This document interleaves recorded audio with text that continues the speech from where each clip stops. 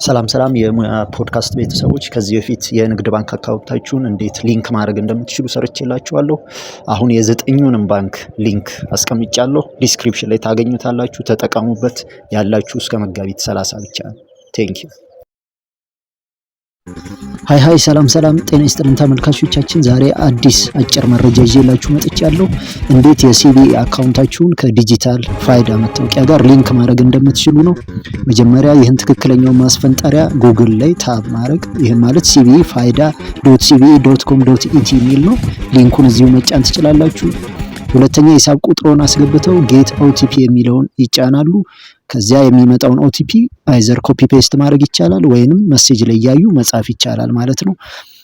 ከዛ ሂሳብ ሲከፍቱ ያስመዘግቡበትን የስልክ ቁጥር በሚጠቀሙበት የተንቀሳቃሽ ስልክ የተላከለውትን የአንድ ጊዜ ሚስጥር ቁጥር ወይም ኦቲፒ ያንን በማስገባት ቬሪፋይ ኦቲፒ የሚለውን የምንጫነው። ከዛ በኋላ ሎግ ዊዝ ኦቲፒ የሚለውን እንጫናለን። የፋይዳ ተለዋጭ ቁጥር ማለት 16 አሃዝ የሆነው ወይንም ፋን ነምበር የሚለው ነው።